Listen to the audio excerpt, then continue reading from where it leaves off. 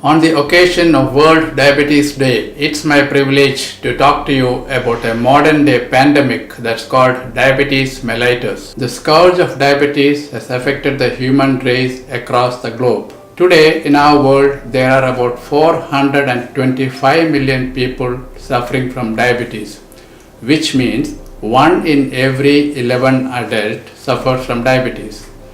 To put it more cruelly, every 6 seconds, one person dies of diabetes somewhere in the world. Today, we will try to understand a bit more about this chronic non-communicable disease.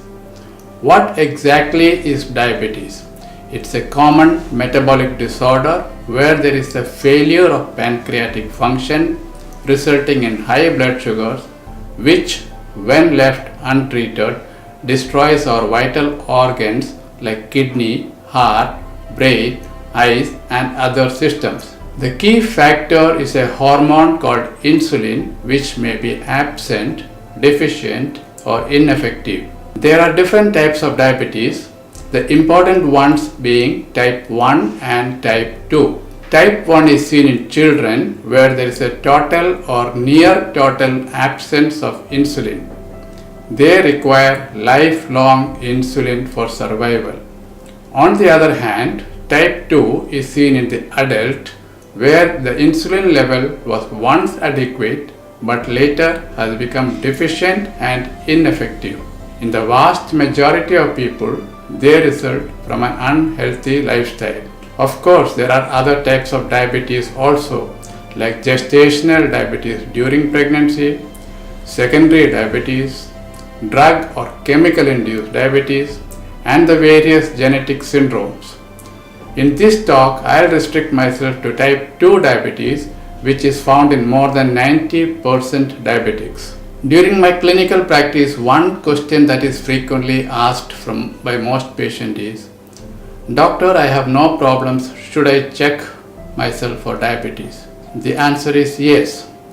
So who needs to be checked or screened? All individuals with the classical symptoms needs to be checked for diabetes. The classical symptoms are increased thirst, which we call polydipsia, increased urinary frequency, which we call polyuria, and unexplained weight loss. So what about those who do not have these classical symptoms? They need to be screened. We need to follow certain guidelines for this. All individuals over the age of 45 years, every 3 years needs to be screened. All individuals under the age of 45, if they are overweight, which means with a BMI of 25 or above, and one additional risk factors like family history of diabetes, physical inactivity, history of gestational diabetes, high BP, cardiovascular disease, high cholesterol disease, polycystic ovarian syndrome, prediabetes in the past, and metabolic syndrome. So, under the age of 45 years, if they are overweight and they have one of these additional risk factors, they need to be screened. Now, what is metabolic syndrome, which I just mentioned? It's a group of disorders which, if and when present, confers an increased risk for diabetes and heart disease. There are 5 components in this metabolic syndrome. The chief among them being central obesity, what we otherwise call as abdominal obesity, where the waist circumference in a male is more than 90 centimeters and in a female is more than 8 centimeters. In addition, the components are fasting triglycerides over 150, low HDL levels, high BP, and a mildly high fasting blood sugar. If 3 out of these 5 components are present, we label the person metabolic syndrome.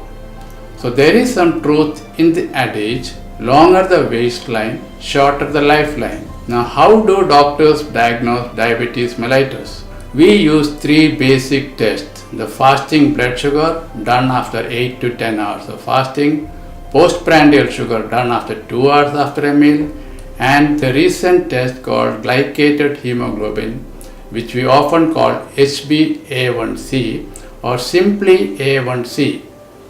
When these parameters are present to an abnormal level, which is explained by the slide, we label the person diabetic. Please note that in all the above tests, there is a gap between the normal and the abnormal.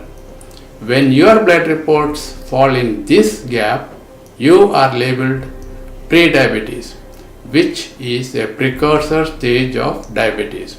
We also call them borderline diabetes. We call them diabetes in the making.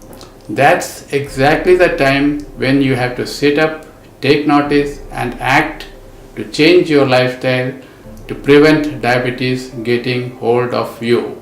I have already mentioned the classical symptoms of diabetes like increased thirst, urination, and unexplained weight loss. There are other less frequent symptoms like blurred vision, numbness of extremities, frequent infections. Very often, there are no symptoms at all. For the same reason, diabetes, along with high blood pressure and cholesterol disease, are called silent killers. Therein comes the significance of screening, as already mentioned. Frequently, patients ask, "Doctor, my sugars are high, but I am feeling absolutely well. Should I be treated?" The answer is a resounding yes, for sure. They need to be treated to prevent the dreadful complications of diabetes.